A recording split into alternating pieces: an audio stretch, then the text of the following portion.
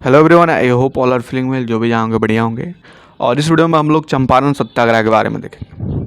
बात करें तो 1917 का चंपारण सत्याग्रह ब्रिटिश भारत में महात्मा गांधी के नेतृत्व में पहला सत्याग्रह आंदोलन था और इसे भारतीय स्वतंत्रता आंदोलन में ऐतिहासिक रूप से महत्वपूर्ण विद्रोह माना जाता है।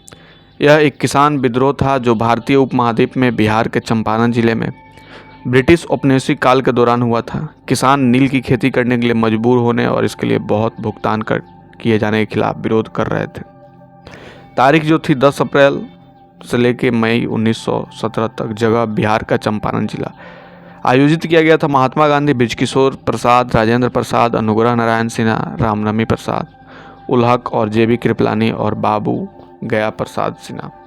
जब गांधी जी 1915 में दक्षिण अफ्रीका से भारत लौटे और उन्होंने देखा कि उत्तरी भारत में नील की खेती करने वाले किसानों पर अत्याचार हो रहे हैं, तो उन्होंने अन्याय के खिलाफ लोगों द्वारा बड़े पैमाने पर विद्रोह आयोजित करने के लिए उन्हीं तरीकों का इस्तेमाल करने की कोशिश की जो उन्होंने दक्षिण अफ्रीका में अपनाए थे।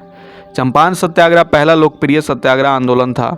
चंपारण सत्याग्रह ने भारत के युवा और स्वतंत्रता संग्राम को दिशा दी, जो ब्रिटिश औपनिवेशिक व्यवस्था में भारतीयों की भागीदारी की सिफारिश करने वाले उदारवादियों और बंगाल के कट्टरपंथियों के बीच लड़खड़ा रहा था, जो भारत में ब्रिटिश और औपनिवेशिक शासन को उखाड़ फेंकने के लिए हिंसक तरीकों का इस्तेमाल की वकालत करते थे।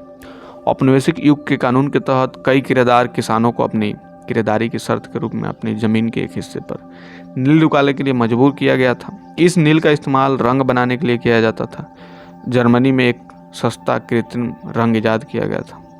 इसने नील की मांग कम हो गई। कुछ किराएदारों ने नील उगाने से छूट के बदले में अधिक किराया दिया गया। हालांकि प्रथम विश्व युद्ध के दौरान जर्मन रंग उपलब्ध नहीं था और इसलिए नील फिर से लाभदायक हो गया। इस प्रकार कई किराएदारों को एक बार फिर से अपनी जमीन के एक हिस्से पर इसे उगाने के लिए मजबूर होना पड़ा। जैसा कि उनमें पट्टे की आवश्यकता थी, स्वाभाविक रूप से इसने बहुत गुस्सा और आक्रोश पैदा किया। 10 अप्रैल 2017 को एक राष्ट्रीय सम्मेलन के साथ शुरू हुआ, जिसमें प्रख्यात गांधीवादी विचारकों, दार्शनिकों और विद्वानों ने भाग लिया। इस कार्यक्रम का आयोजन शिक्षा विभाग और जन शिक्षा निदेशालय द्वारा नोडल कार्यालयों के रूप में किया गया था। 13 मई 2017 को भारतीय डाक विभाग ने चंपारण सत्याग्रह शताब्दी पर 3 स्मारक डाक टिकट और एक लघु पत्रक जारी किया। प्रधानमंत्री नरेंद्र मोदी 10 अप्रैल 2018 को बिहार के चंपारण जिले के मोतिहारी में चंपारण सत्याग्रह के शताब्दी समारोह में शामिल हुए। स्वच्छ भारत मिशन सहित पीएम मोदी की प्रमुख पहलों ने चंपारण सत्याग्रह के विषय को स्वच्छाग्रह के रूप में फिर से व्याख्या करने का प्रयास किया। इस प्रकार स्वच्छता की भावना पर फिर से जोर दिया गया, स्वच्छता जो महात्मा गांधी के दिल के करीब थी। तो ये थी चंपारण सत्याग्रह से रिलेटेड थोड़ी सी इन्फॉर्मेशन। आपको कैसे लगे कमेंट करके बताएंगे। जल्दी मिलते हैं आपसे नेक्स्ट वीडियो में, तब तक के लिए बाय बाय।